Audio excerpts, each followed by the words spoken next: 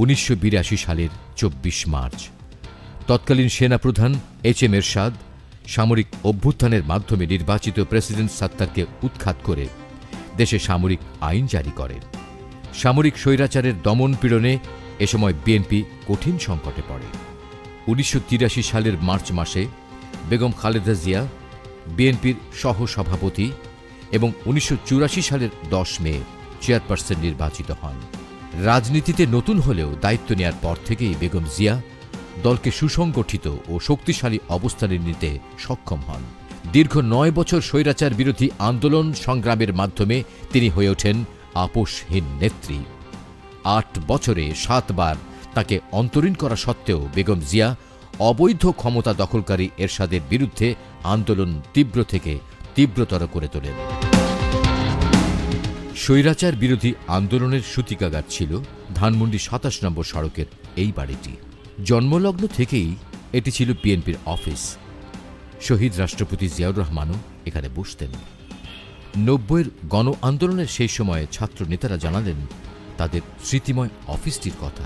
এই অফিসে বিএনপি তৈরি হয়েছে, তেমনি ছাত্রদল তৈরি হয়েছে, তেমনি একটি রাজনৈতিক নেতা শহীদ জিয়াউর রহমান বিএনপি গঠন করেছেন, বাংলাদেশের গণতন্ত্র পূর্ণবার উপহার দিয়েছেন। ঠিক তেমনি স্বনির্ভর বাংলাদেশ গঠনের যে মহাপরিকল্পনা এখানে হয়েছে।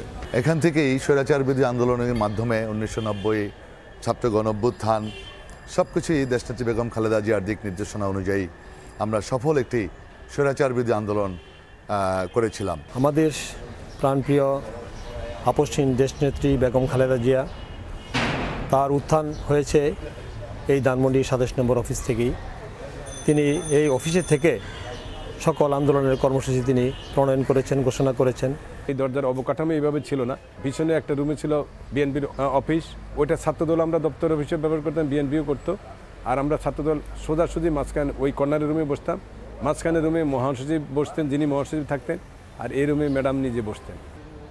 আমরা পার্টির বিভিন্ন কর্মসূচিকে আমরা যখন মানুষের মাঝে নিয়ে যেতে শিখেছি, তখনই এই পার্টি অফিস আমরা চিনতাম।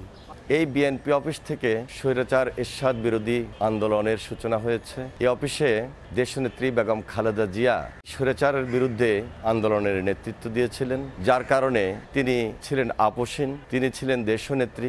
এই উপাধি তিনি পেয়েছেন জাতির সামনে। সেই স্মৃতিগুলোকে মনে রেখে স্বাভাবিক কারণেই আমাদের 9 বছর আন্দোলনের কথা মনে পড়ে। সে আন্দোলনে ছাত্র সমাজের ভূমিকা, বিএনপির নেতৃবৃন্দের ভূমিকা, যুব দলের নেতৃবৃন্দের ভূমিকা, এবং এই ভূমিকাকে ধারণ করে দেশনেত্রী বেগম খালেদা জিয়া যেভাবে নেতৃত্ব দিয়েছিলেন, ইনশাআল্লাহ আমরা স্বৈরাচার বিরোধী আন্দোলনে সময় লাগলেও আমরা সেখানে সাকসেস হয়েছি, স্বৈরাচারের পতন হয়েছে।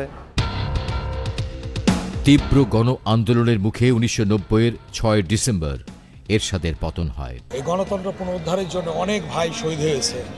সেলিম দালওয়ার, রাউফুন বসুনিয়া, জয়নাল জাফর, দীপালি শাহ সহ, শ্রমিক নেতা তাজুল সহ অনেকে শহীদ হয়েছে, যাদের আত্মহত্যের মধ্য দিয়ে সেদিন স্বৈরাচার বিরোধী আন্দোলন চূড়ান্ত পর্যায়ে গিয়েছিল।